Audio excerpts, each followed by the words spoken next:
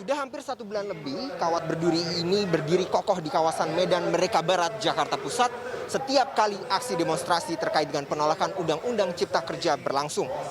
Kawat berduri ini seakan-akan menjadi simbol kuat bagi masyarakat bahwa diperlukan kekuatan yang masif dan juga menyeluruh untuk merubah situasi yang sulit seperti saat ini. Tak kunjung mendapatkan respon positif dari pemerintah.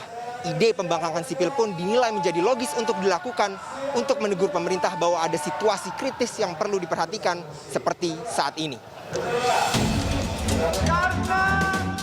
Aliansi Gerakan Buruh Bersama Rakyat atau Gebrak menilai bahwa ide pembangkangan sipil adalah langkah yang tepat untuk menolak Omnibus Law Cipta Kerja karena aksi demonstrasi turun ke jalan tak lagi mendapat respon positif dari pemerintah. Gebrak juga menilai bahwa himbauan pemerintah untuk menggugat melalui Mahkamah Konstitusi adalah langkah yang keliru karena Presiden sendiri sempat meminta dukungan kepada MK. Merasa tak memiliki jalan lain karena tak percaya kepada eksekutif, legislatif, dan yudikatif, Gebrak mendefinisikan pembangkangan sipil sebagai aksi mogok kerja, mogok kuliah, hingga berhenti membayar pajak sebagai cara paling efektif untuk menolak Undang-Undang Omnibus Law tanpa menciptakan aksi kekerasan. Jadi misalnya, kalau yang kita gunakan adalah pemogokan umum. Ya. Misalnya pemogokan umum, artinya kita akan menghentikan aktivitas produksi di pabrik-pabrik, aktivitas mungkin belajar mengajar juga di masa pandemi ini, aktivitas kerja mungkin di kantor-kantor atau di gedung-gedung, dan juga aktivitas masyarakat yang lain. Kalau itu benar-benar diikuti, maka juga ini akan berdampak tidak baik tentunya untuk pemerintah atau negara kita. Tenaga ahli utama kantor staf Presiden, Doni Gahral, mengingatkan bahwa ada sejumlah sanksi bagi masyarakat yang melakukan gerakan pembangkangan sipil, terlebih jika memutuskan untuk berhenti membayar pajak.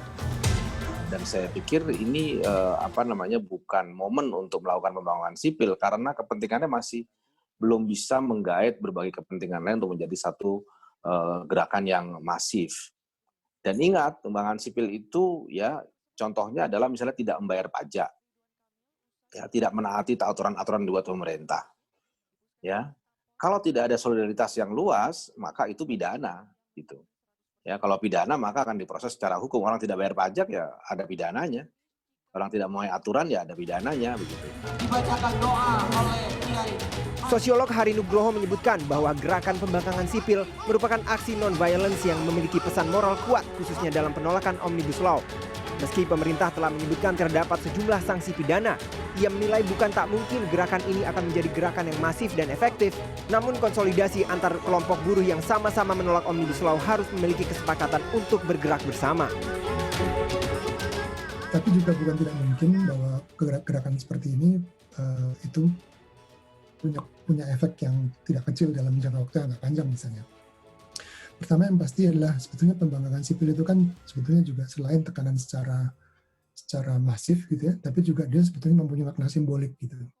Jadi ini ada satu kebijakan yang tidak didukung secara luas oleh masyarakat dan kemudian atau kelompok-kelompok masyarakat dan kemudian memberikan konsekuensi bahwa regulasi ini atau undang-undang ini sebetulnya tidak mewakili kepentingan juga sebagian besar sebagian jumlah orang yang cukup besar gitu.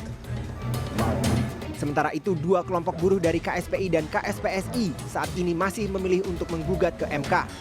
Namun jika putusan persidangan oleh Majelis Hakim MK tak dirasa adil bagi para buruh, bukan tak mungkin langkah pembangkangan sipil juga akan diambil untuk memperjuangkan nasib kaum buruh. Tapi kita memilih jalur konstitusi karena kita masih percaya Mahkamah Konstitusi akan memutuskan dengan seadil-adilnya.